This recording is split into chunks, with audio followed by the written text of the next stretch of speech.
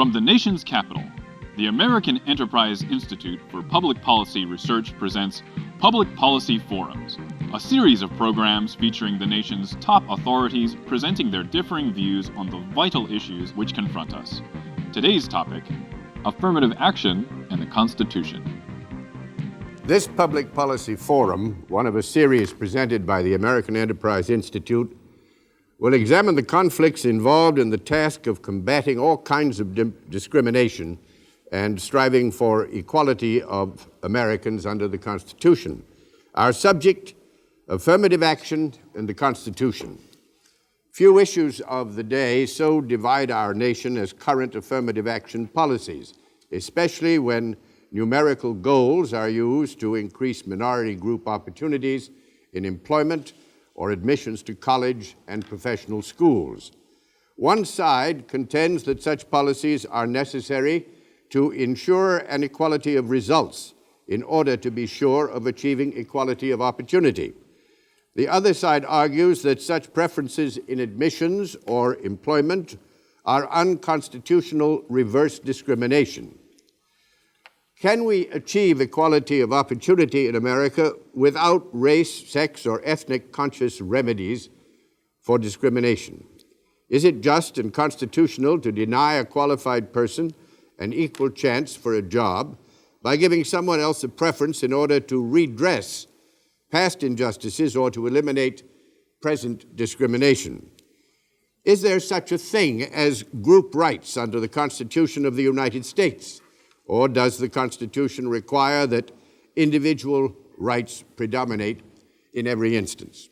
Well, to help us find answers to these questions, we have a very distinguished panel. On my far right is Dr. William B. Allen, Professor of Government in the Department of Humanities and Social Sciences at Harvey Mudd College in California. Professor Allen is a member of the National Council on the Humanities, as well as a member of the California State Advisory Committee of the United States Commission on Civil Rights. On my immediate right is the Honorable William Bradford Reynolds, who has been the Assistant Attorney General in charge of the Civil Rights Division since 1981. Previously, he was a partner in the law firm of Shaw, Pittman, Potts, and Trowbridge, and was an assistant to the Solicitor General of the United States. On my immediate left is Dr. Benjamin L. Hooks, who has been Executive Director of the National Association for the Advancement of Colored People, or NAACP, since 1977. Dr. Hooks is Chairman of the Leadership Conference on Civil Rights and is the past Chairman of the Black Leadership Forum. He's also an ordained minister on leave from the Middle Baptist Church in Memphis, Tennessee. On my far left is the Honorable Drew S. Days III, Associate Professor of Law at Yale Law School. From 1977 to 1980, during the Carter administration, Professor Days was Assistant Attorney General in charge of the Civil Rights Division. Previously, he was the first Assistant Counsel to the NAACP Legal Defense and Educational Fund. The history of discrimination in our country is a long and familiar one. Our Constitution was written almost 2 centuries ago at a time when black slavery was an entrenched institution. The tensions between the principles undergirding our nation and the fact of slavery led us to a civil war, out of which emerged 3 amendments to the Constitution, the so-called Reconstruction Amendments. The 13th Amendment abolished slavery, and the 15th secured the right to vote. But it is the 14th Amendment that is chiefly relied upon to define equality and civil rights in America. That amendment reads, in part, "No state shall deprive any person of life, liberty, or property without due process of law, nor deny to any person within its jurisdiction the equal protection of the laws." It was not until 1954, however, that the Supreme Court, in the case of Brown versus the Board of Education, ended legal segregation of public school children by race, and there then ensued through the 1960s a long train of legislation to secure civil rights in America.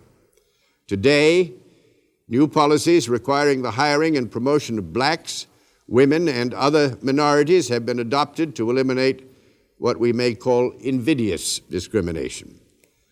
The debate over affirmative action programs continues, and the Supreme Court, in a string of cases, has been less than clear in its efforts to pronounce which forms of affirmative action policies are constitutional and which are not.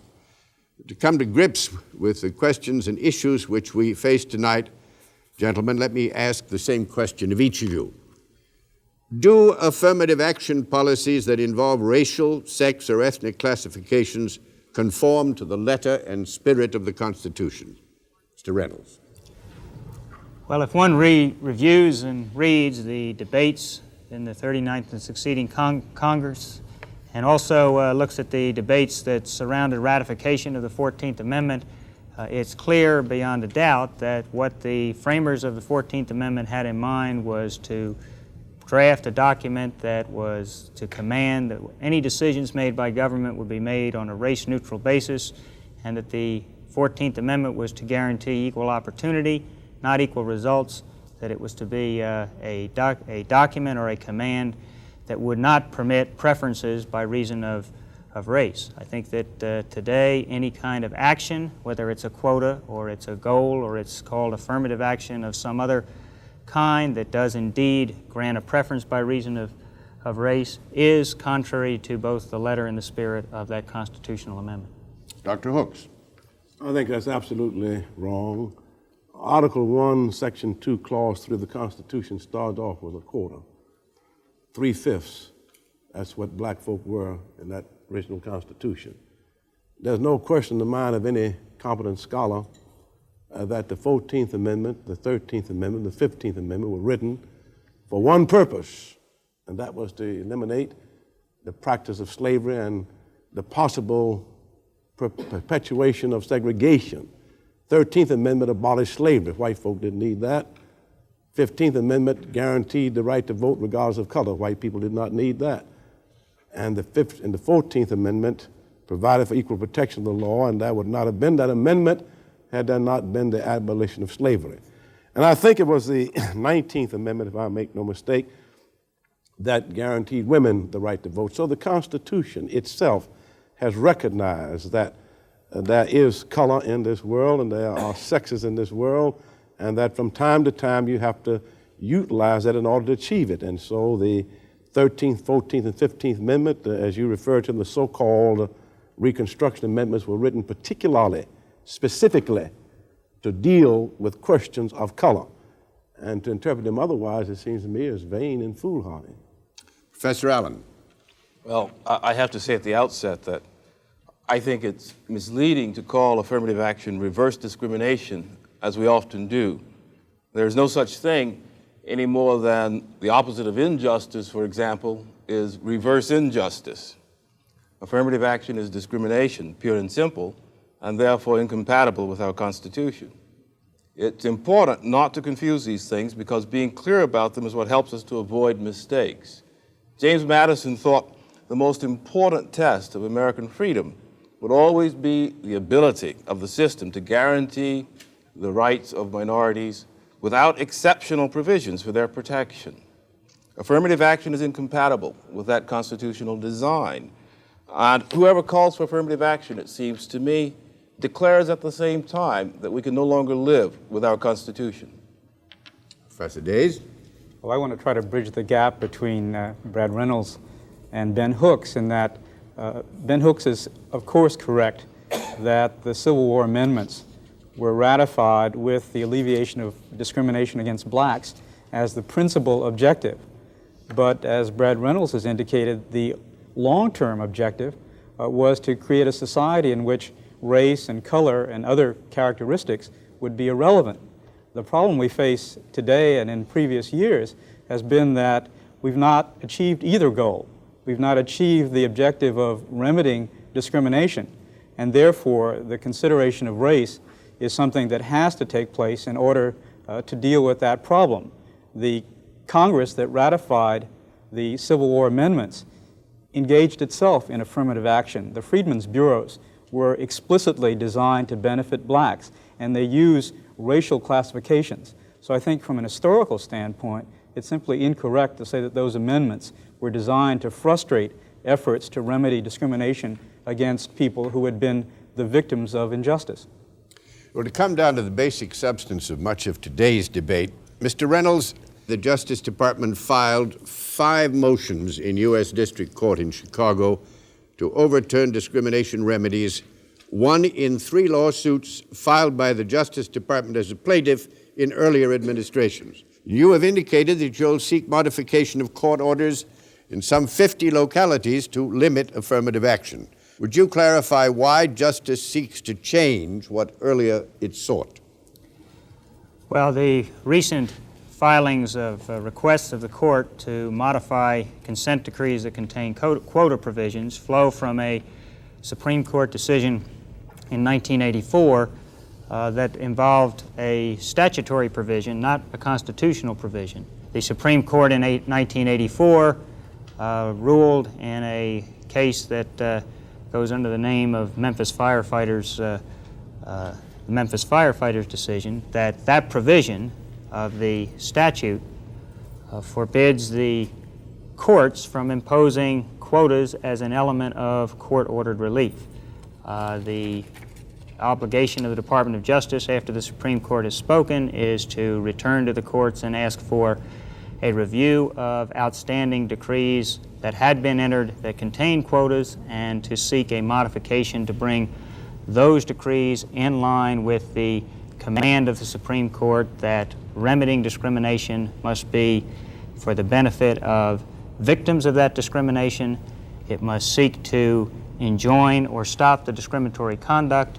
Affirmative action in terms of outreach and recruitment programs are permissible, but one cannot use discrimination to fight discrimination, and therefore you cannot, as a court, order a quota in order to try to undo the very discrimination that has been charged or alleged. With all due respect to that, I wish the law were as simple as Mr. Reynolds said it, that the court had said all the things he said they said. On April 28, 1985, the 11th Circuit, in a Eglin Air Force case, reviewed the same case that Mr. Reynolds referred to and came up with exactly opposite conclusions. The underlying consent decree in the Memphis firefighters case was not disturbed by the Supreme Court. The Memphis firefighters case, as it is read by most scholars that I have had a chance to talk with and listened to, said in a very narrow situation,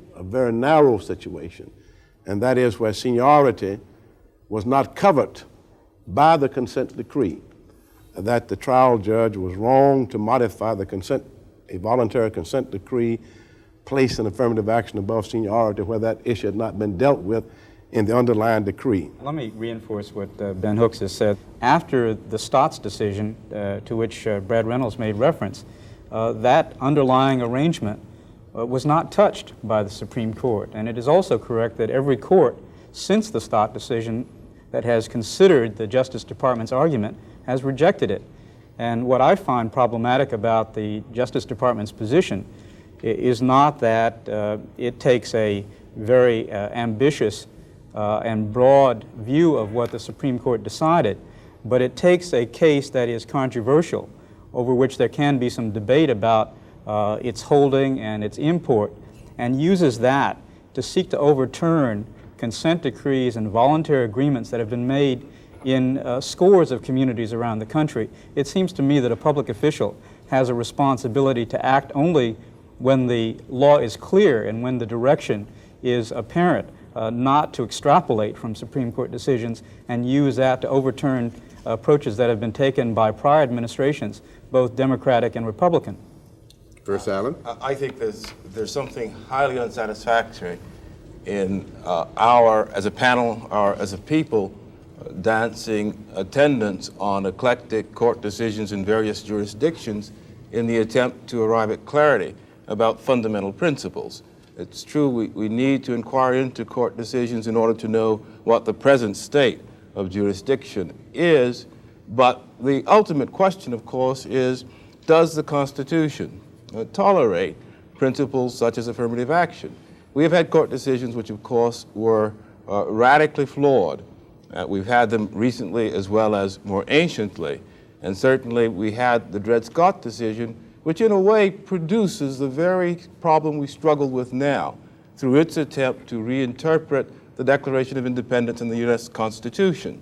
It's in the context of struggling with the Dred Scott decision's reinterpretation of citizenship that the civil rights amendments after the Civil War have to come face to face with the question of race. But they do so with this objective, to restore the status quo ante prior to 1857, to get back on the solid ground of the Constitution and the Declaration.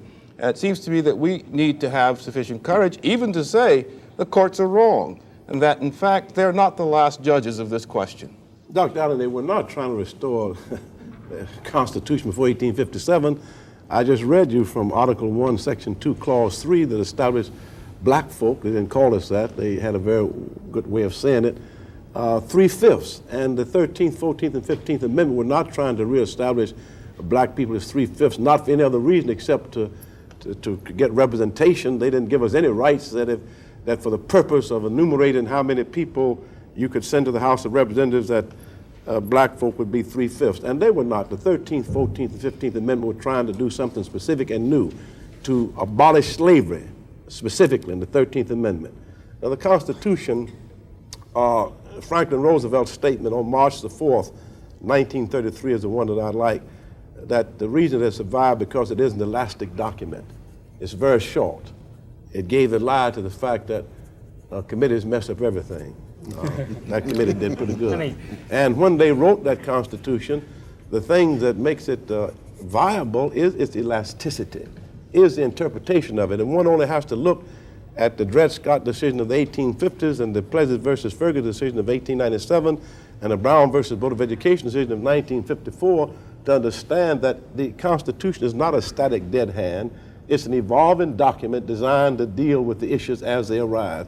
And the worst thing we can do with that Constitution is to try to pretend it's dead and has no elasticity to it. Mr. Reynolds. Well, just to add one point, which I think is certainly relevant to the discussion, when the Supreme Court speaks, especially in this area, I would think it's probably fair to say that its decisions are always received with some controversy, and there are a number of lawyers who will read the decisions in different ways.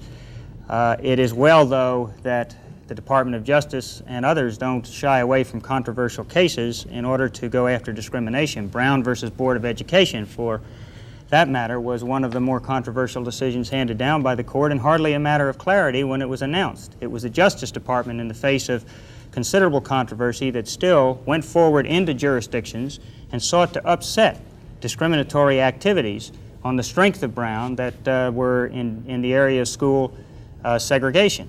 What we have seen in the present day is a decision by the court which admittedly has generated controversy, but which has said that discriminatory behavior in terms of quotas, in terms of those kinds of remedial techniques that rely on race to give a preference and rely on race to disadvantage people who are not victims, that is discrimination and that's unlawful. It is controversial, and our responsibility, once the court has made its pronouncement, is to proceed back to court, if you will, in those circumstances where we think that the discriminatory features exist, and to seek to have those discriminatory features removed in response to the Supreme Court's command. We are not suggesting that there's no controversy attached, but there has never been a Supreme Court decision, certainly in the civil rights area that I'm aware of, that's been handed down that hasn't had controversy, and there's never been an instance in the history of the Civil Rights Division of the Department of Justice in its fight against discrimination where it hasn't generated controversy by reason of launching that fight and proceeding to carry that fight to every place it has to in order to ferret out and remove discrimination. But your reading of the Supreme Court's commands, as you call them, is very selective. The Supreme Court decided in the Bakke case that under some circumstances, race could be used in admissions decisions. It decided in the Weber case that voluntary race-conscious programs could be used for purposes of training blacks and involving them in opportunities from which they had been excluded in the past. And the Full Love decision passed on a statute enacted by the United States Congress that set aside 10% for minority contractors in public works programs.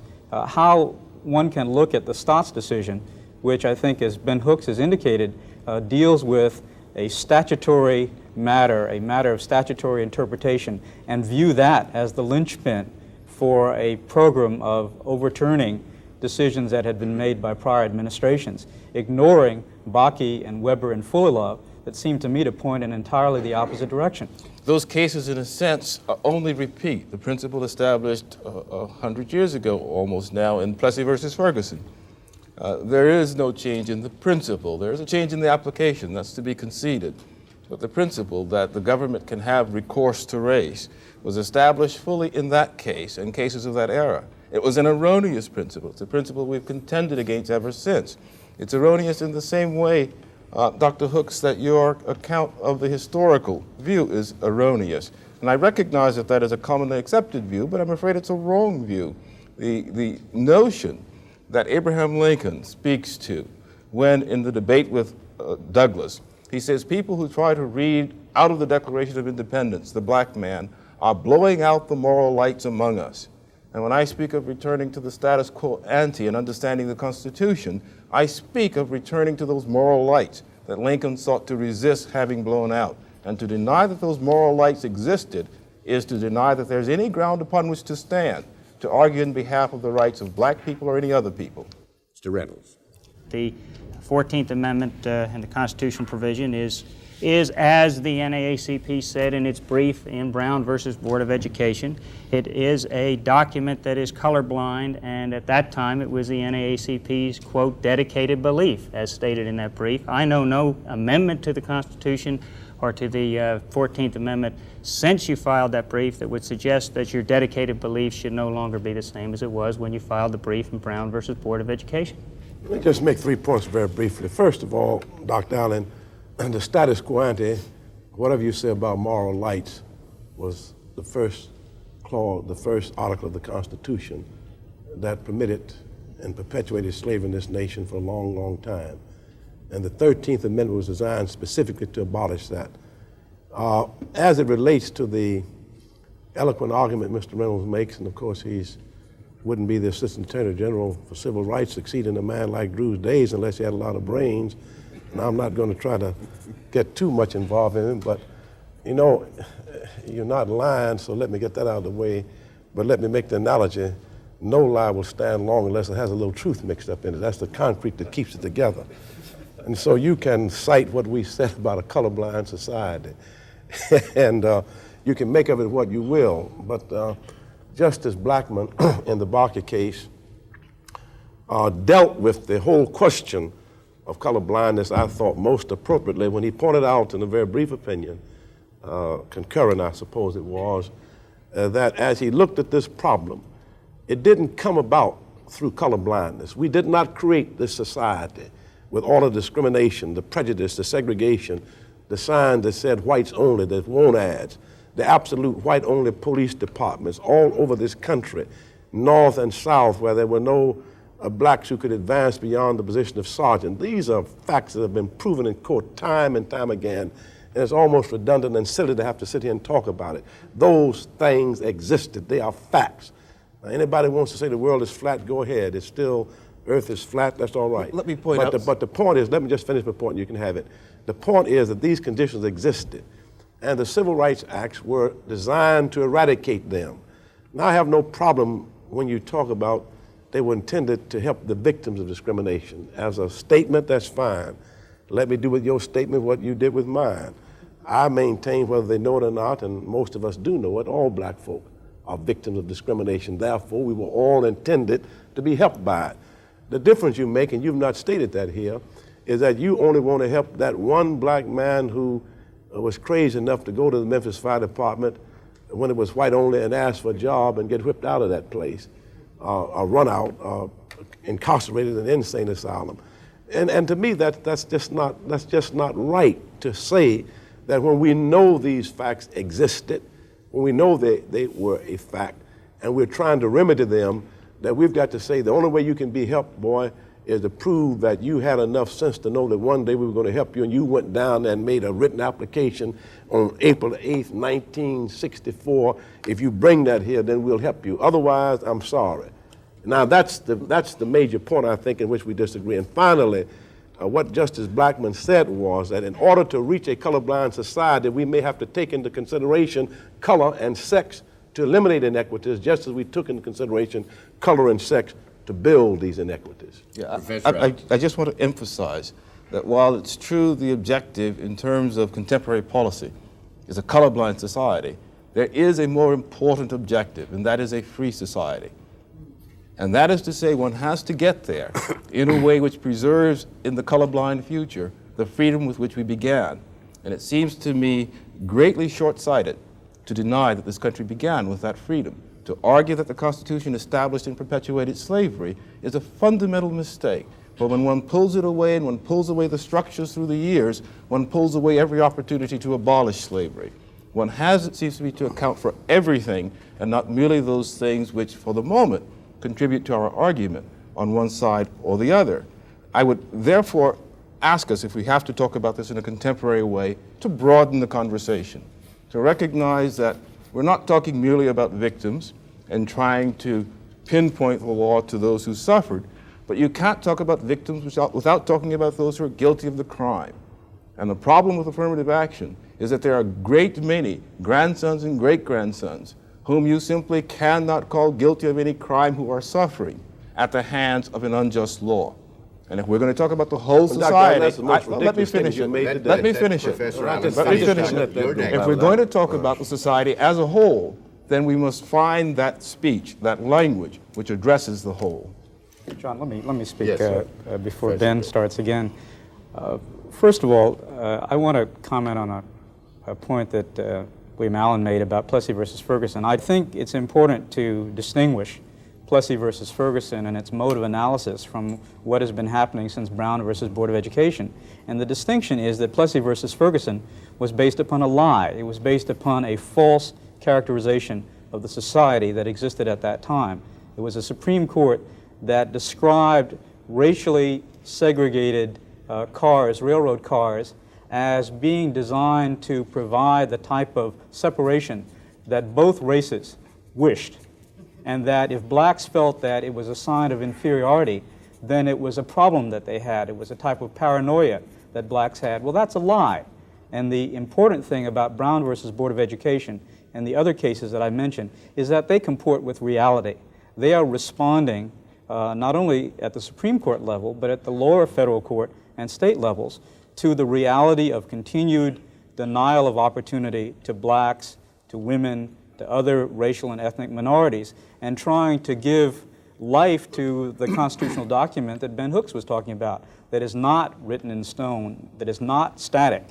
And therefore, the objective is a very pragmatic one, and that is, how do we deal with the continuing deficits and disadvantages that groups suffer in the society that can be traced to slavery and a long period of institutional discrimination.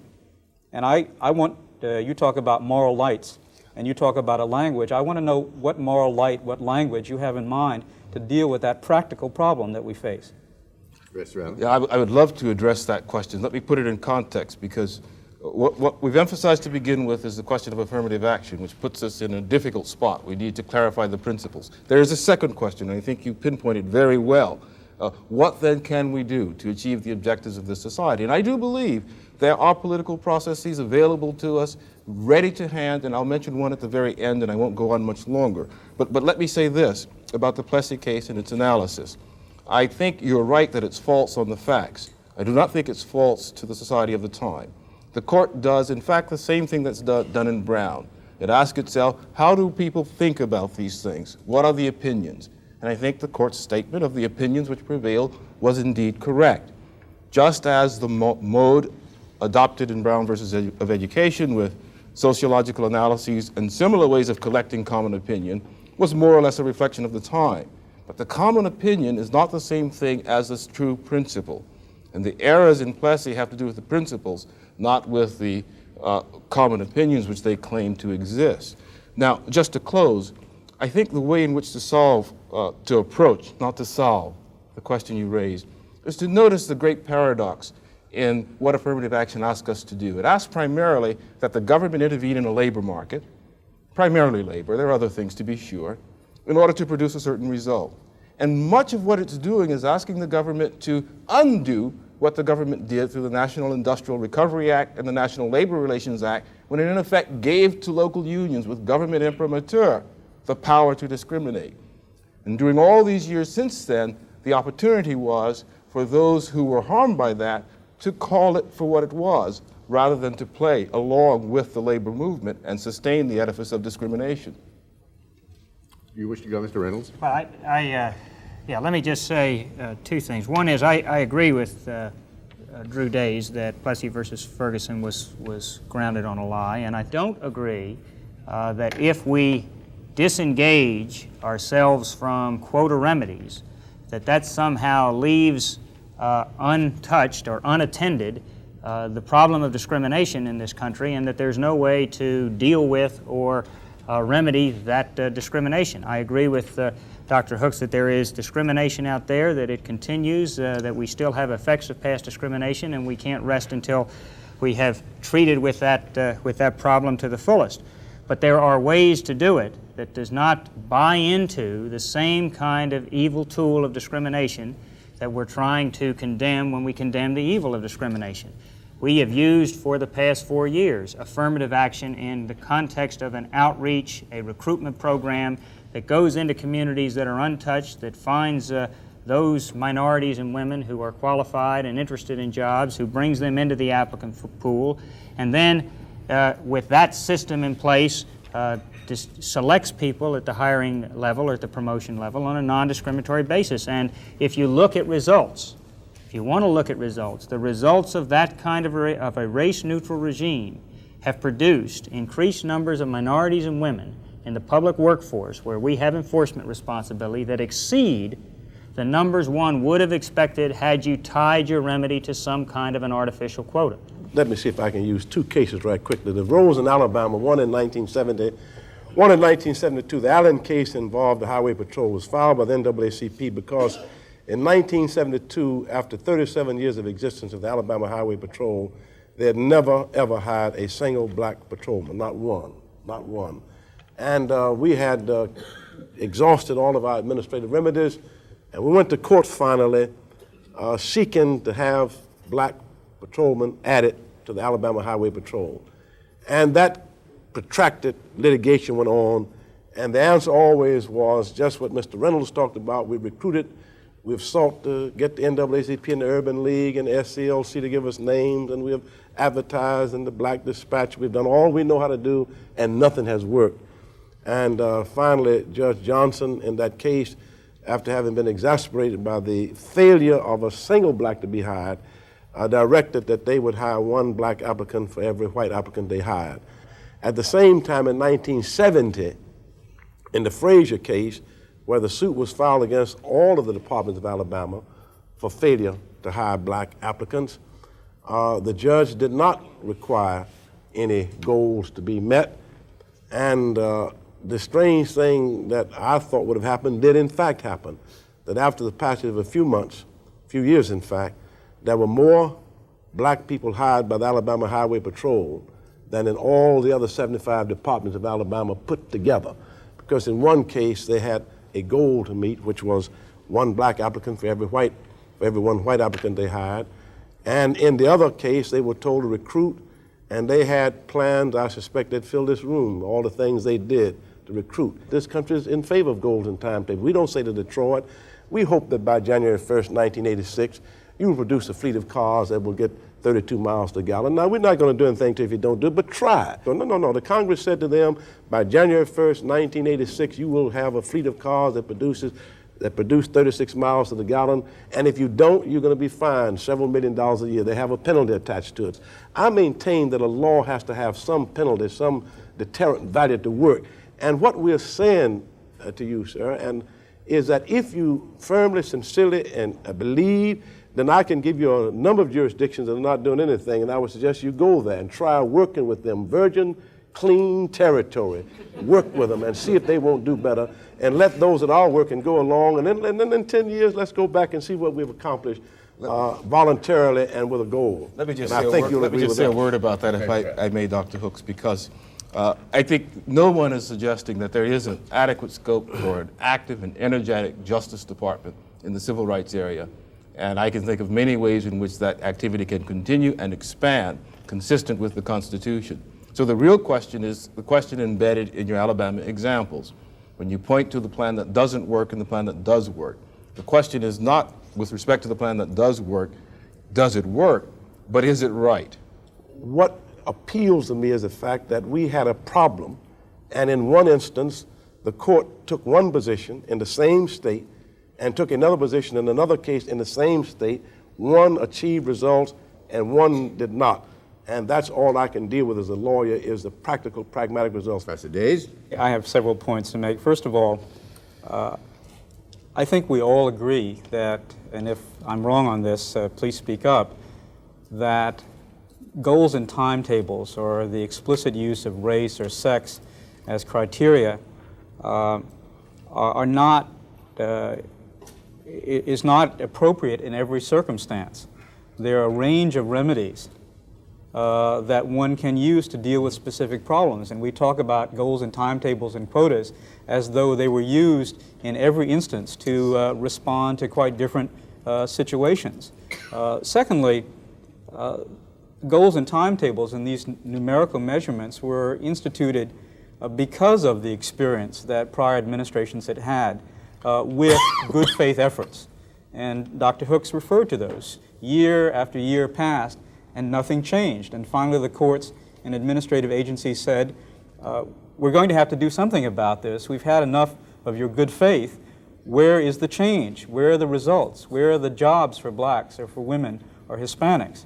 And so it was more out of frustration than anything else that these techniques were developed. They are regarded as interim measures. We talk, and you use the term equality of result. I don't think that's a correct characterization of the approaches that have been used. They are interim measures to bring an institution to the point where the society can regard it as capable of acting in a colorblind and non-discriminatory fashion. All right, now we're not going to have proper amount of time for our question and answer session, so I think you should have an opportunity to make some response if you wish, sir. Well, let me just say then that cover an awful lot of territory on the higher plane, right versus wrong, and I sort of hesitate to speak to this, but I think that I can say with some degree of assurance that all of us around this table would agree that discrimination on account of race is wrong. To me, a quota or a goal or timetable or any other numerical device that assigns a preference to somebody because of race and disadvantages someone else because of race, you're not dealing in either case with victims of discrimination, is discrimination itself and is wrong. Whether that device, that is the quota or the goal or timetable, has worked is not, I think, to be measured in terms of how many individuals might have or might not have come into a workforce by reason of use of that device. It works if it eliminates discrimination. If you've got a remedy that discriminates, it's not moving us in any direction that I can see that positively is going to eliminate discrimination. And when you call it an interim measure, it's hard for me to see where the measure suddenly ceases. Where do we disengage? At what point, if we have suddenly balanced, if you will, a workforce and then remove whatever the governmental hand is that's accomplished that? At what point do we do it? And if we do it and things start sliding out of equipoise, what do we do in that regard? I think that it's a mistake to say that something's worked by looking at some numerical balance. It works if we eliminate discrimination. That's what we're about. That's what we want to do. We want to get rid of discrimination in this country. When we say that we believe, as Justice Blackmun said, that you need to use race to get beyond racism, we don't use alcohol to get beyond alcoholism. It doesn't make much sense to me to buy into the very evil that we have said over and over again around this table that we agree is contemptible and that we condemn outright and unequivocally. I think your coverage of the issue is so broad that we must have raised many questions in the audience that is here, and it's really time for us to go to their questions and give them an opportunity to talk to our panel. So may I have the first question, please? Yes, my name is Hyman Buchbinder. I'm with the American Jewish Committee here in Washington. In what has been a very exciting discussion so far, I nevertheless am depressed about one thing. that all the panel members seem to be using words interchangeably that ought not to be considered interchangeable. The words affirmative action, goals, and quotas really mean different things, and I invite the panel to help the audience understand the difference.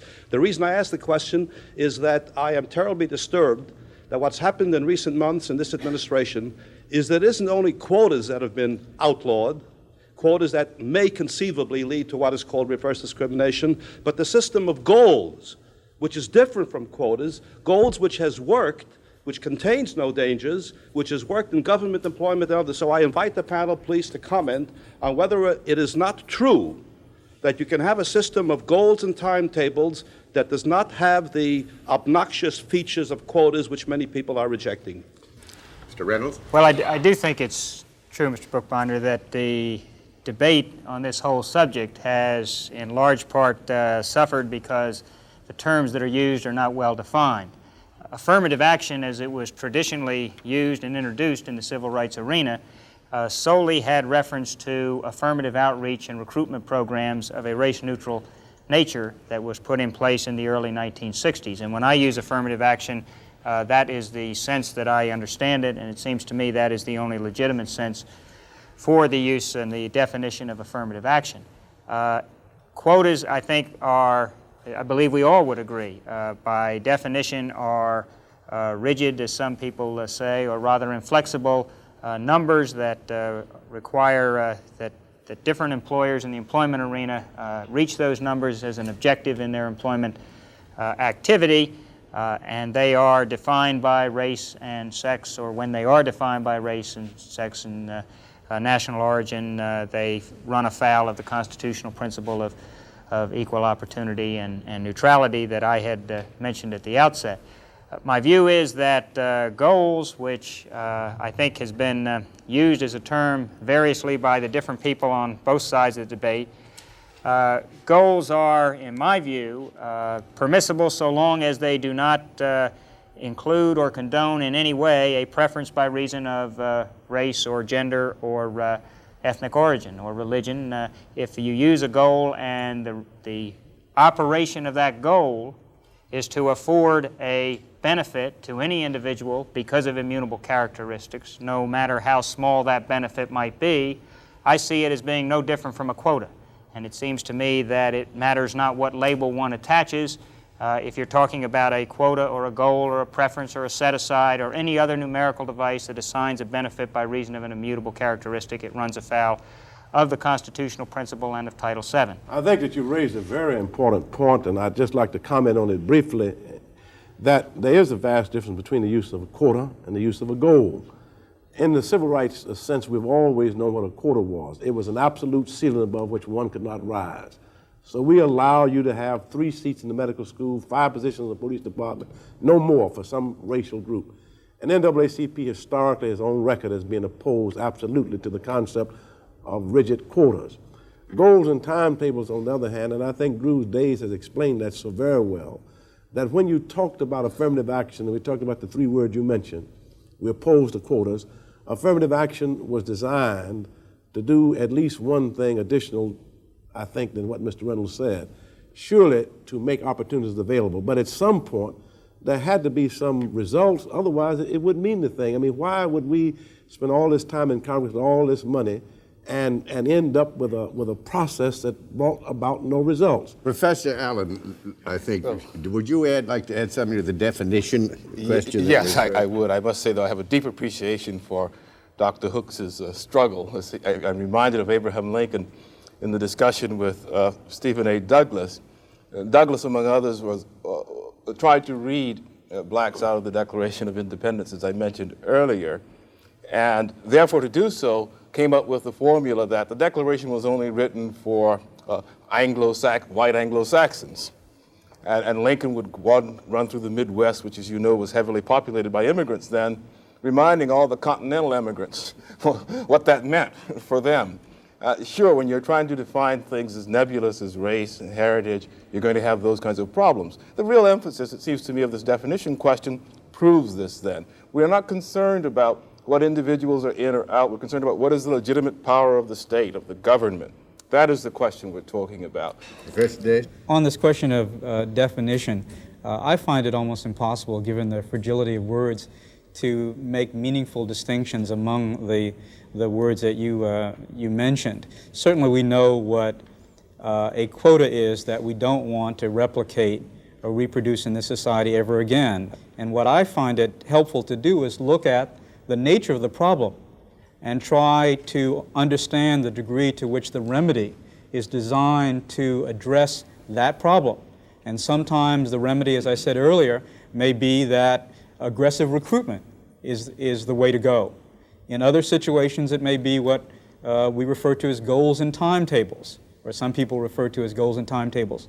But it may be a situation, as in the Alabama State Police or the Mississippi State Police, where the court says, you've had enough time to engage in good faith efforts. From now on, until you reach a certain level, you're going to have to hire one black for every white that you hire for the state police, with the understanding that that's going to end at some point. Now, as Ben Hooks indicated, while there may be some instances in which these objectives become hard and fast and employers or school boards use them irrespective of considerations of quality or merit, I think that, again, that's the exception. I'm not denying that there aren't such instances, and I would abhor those. But in the vast majority of the situations, what it does is force an employer or a school board to bring in people who are qualified, who are out there and simply couldn't be found until the court or an administrative agency said, you've got to look and you've got to come back with something. Next question, please. My name's Randall Rader. I'm with the Senate Judiciary Committee. I'd like to pose a question to the entire panel about one particular race-conscious remedy. In the landmark case of Brown versus the Board of Education, a student was guaranteed that he may not be deprived the right to attend his neighborhood school based solely on race. A very laudable goal. And yet a few decades later we find that students are required by the court to be taken out of their neighborhood school on the basis of their race and bussed clear across town to attend a distant school with some damage to their education. I happen to be a parent with 2 black children and 2 white children. I would find it very offensive that one of my children, who is black, would be bused to another school than the one her sister attends, who is white, or vice versa.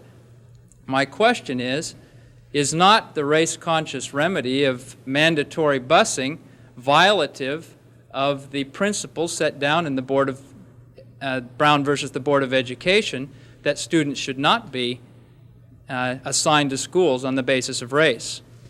Who'd like to start? Let me just speak a word to your question, because it's always interesting to me that even today, there are over 50% of all American school children bused.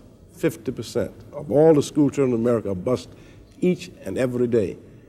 But all the steam, all the hell, all the furor, all the talk, all the problems come from that 4% who are bused for purposes of racial desegregation. I've never heard anybody ask a question of why do we bus kids 30 miles in Montana, because everybody understands why you do it.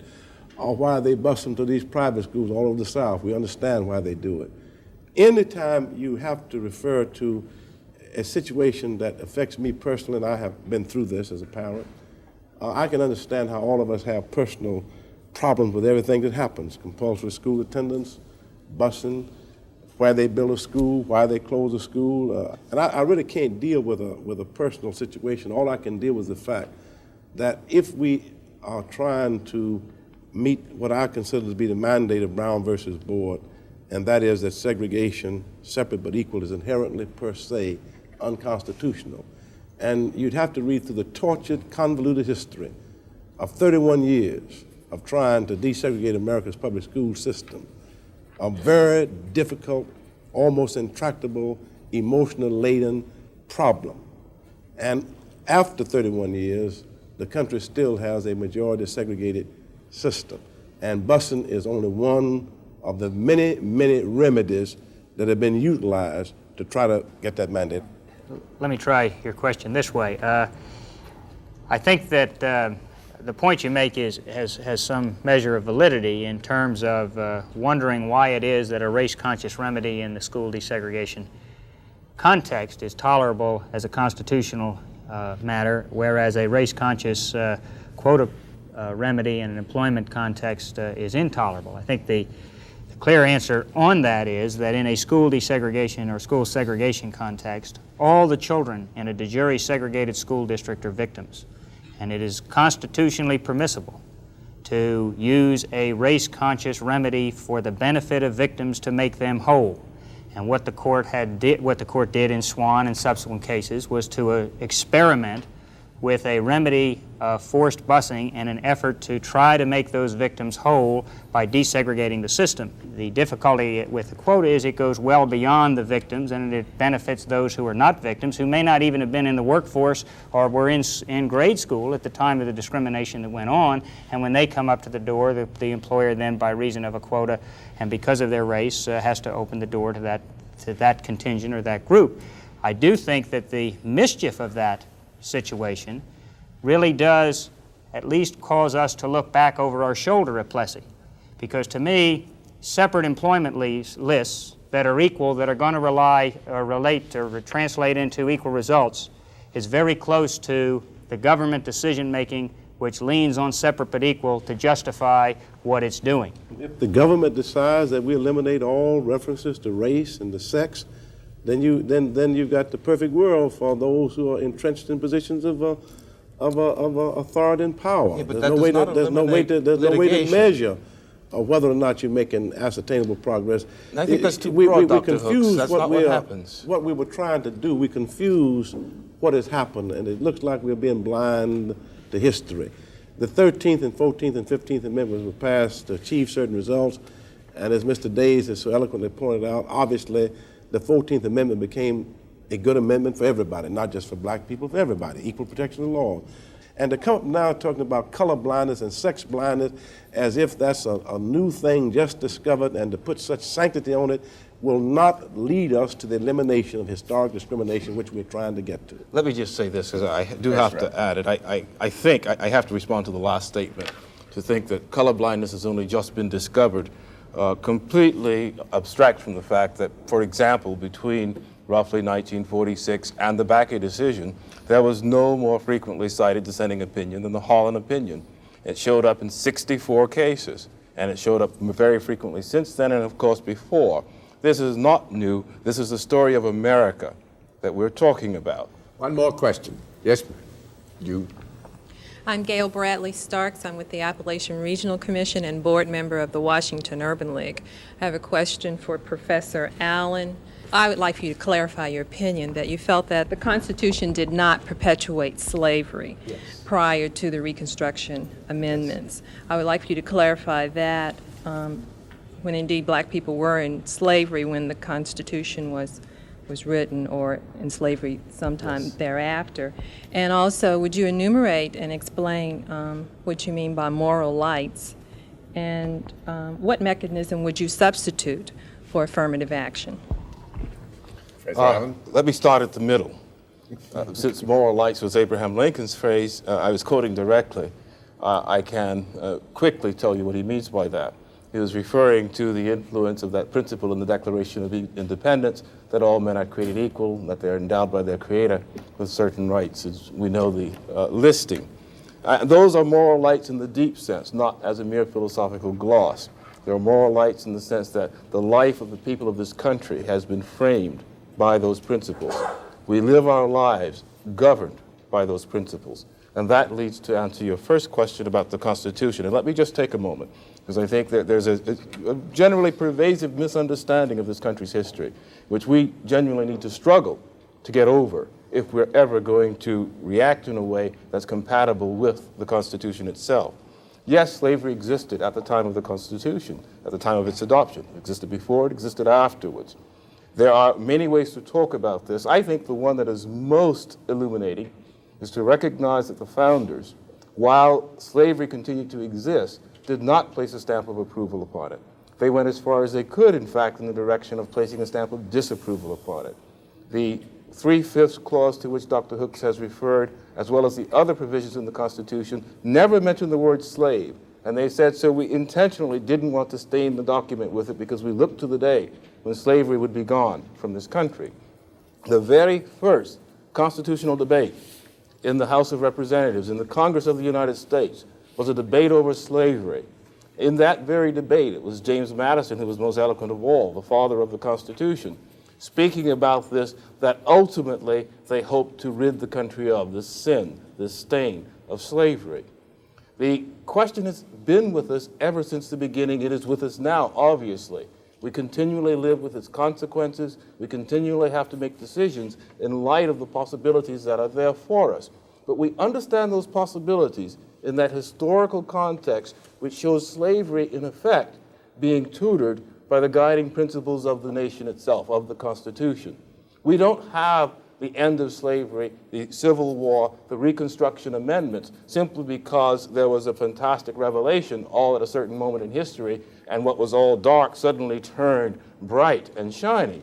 We have it because these evolutionary effects, if you will, of these principles was there working, fermenting, to produce the reaction that not only would abolish slavery, but would lead us all ultimately to adopt the principles of the American founding as our own and make possible a genuine life in which we forget about group rights. We talk about the rights of human beings. Rights belong to individuals, not to groups. I will exercise, if I may, the prerogatives of my position because we have run out of time, and I think that your answer was very full and to the point. I will hope that the questioner thinks so too. This concludes another Public Policy Forum presented by the American Enterprise Institute for Public Policy Research. On behalf of AEI, our hearty thanks to the distinguished and expert panelists, Professor William B. Allen, the Honorable William Bradford Reynolds, Dr. Benjamin L. Hooks, and the Honorable Drew S. Days III. And also, by the way, our thanks to our guests and experts in the audience for their participation. Goodbye from Washington.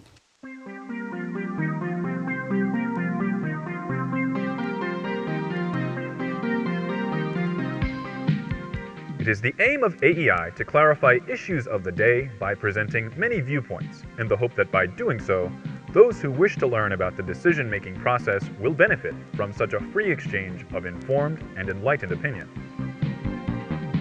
This Public Policy Forum series is created and supplied to this station as a public service by the American Enterprise Institute, Washington, D.C. AEI is a nonprofit, nonpartisan, publicly supported research and education organization.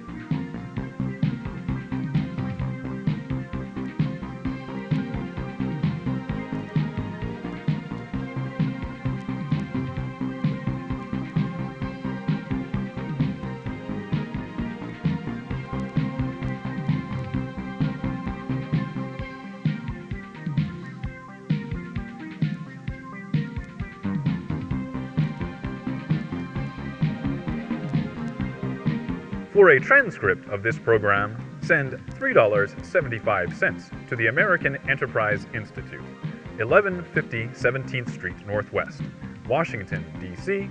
20036.